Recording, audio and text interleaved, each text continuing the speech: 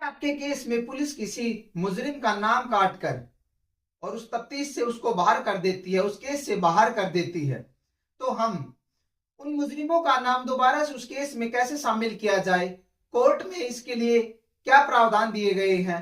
और कौन सी एप्लीकेशन लगती है, किसके जरिए उनको दोबारा से उनको केस में शामिल किया जाए। तो इसी वीडियो में इस पूरी बात पर चर्चा करेंगे कि क्या प्रावधान होता है, क्या प्रोसीजर होता है, कैसे क्या होता है। नमस्कार दोस्तों, मैं एडवोकेट यतेंद्र आपका स्वागत करता हूं। जैसा कि आप जानते हैं कि इस YouTube चैनल पर आपको लीगल अवेयरनेस की जानकारी मिलती है, तो बने रहे हमारे इस वीडियो में और देखिए। तो दोस्तों, हम बात करते हैं कि अक्सर हम ये चीज देखते हैं कि पुलिस वाले चंद पैसों के लिए वो बिक जाते हैं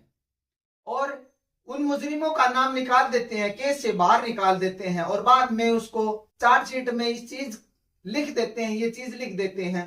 कि ये वहां पर मौजूद नहीं थे या ये लड़ाई में शामिल नहीं थे, ये वहां से मौका वारदात से दूर खड़े थे, इनको सिर्फ देखा गया था, उनका इनमें कोई इन्वॉल्वमेंट नहीं है।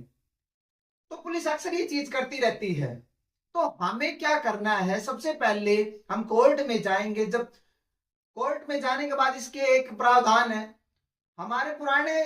सीआरपीसी सेक्शन में 319 दिया गया है और जैसे कि अब आप सबको पता है कि 2023 में नए कानून लागू हो चुके हैं,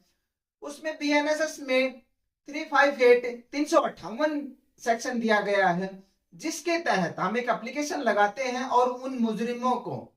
दोबारा से हम अपने केस में शामिल कर सकते हैं। तो दोस्तों, इससे पहले मैं आपको एक चीज और बताना चाहूंगा कि अगर आपके केस में अगर पुलिस ने कोई चार्जशीट फाइल कर दी है आपके केस में, तो चार्जशीट करने से पहले अगर आपको लग रहा है कि पुलिस इन व्यक्तियों के नाम निकाल सकती है,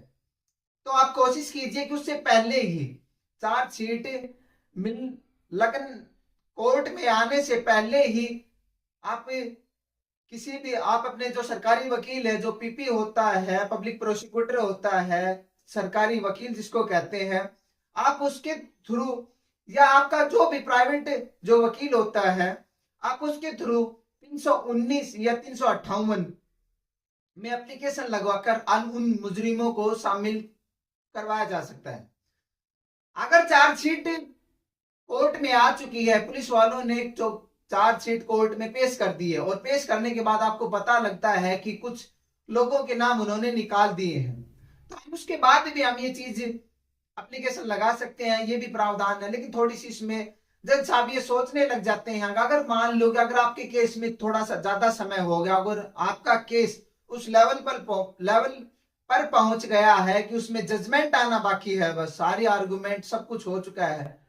तो कोर्ट को ये लगेगा कि अगर उसमें ये जो 319 की जो 358 की जो एप्लीकेशन लगी है और कुछ लोगों के नाम इसमें इंक्लूड करना चाहते हैं जो कंप्लेनेंट की साइड से है, और कोर्ट को चीज लगती है, तो उसमें वो उस वक्त भी उस चीज को शामिल किया जा सकता है। लेकिन दोस्तों, कोशिश कीजिए कि जैसे ही चार्जशीट फाइल होती है और आपको लगता है कि आपको लग जाता है कि पुलिस ने कुछ लोगों के नाम उससे केस से बाहर निकाल दिए हैं, तो आप उसी वक्त 319 या 358 की एप्लीकेशन लगाकर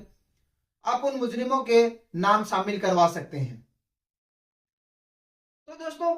बस यही चीजें होती हैं कि थोड़ी सी जागरूकता ही हमें अपने केस में एक जान से डाल देती है और हमें जो चाहिए, जो हम जैसा जजमेंट चाहते हैं, हम वैसा ही जजमेंट मिल जाता है और यही जो प्रक्रिया होती है उसी में ही हम उन मुजरिमों का नाम शामिल करवा सकते हैं। अगर मान लीजिए अगर कोई ट्रायल के चल रहा है, आपके लोअर कोर्ट में चल रहा है, अगर वहां से अगर आपकी चीज डिनाई हो जाती है, खारिज हो जाती है वो एप्लीकेशन, तो आपके पास बहुत सारे ऑप्शन होते हैं। आप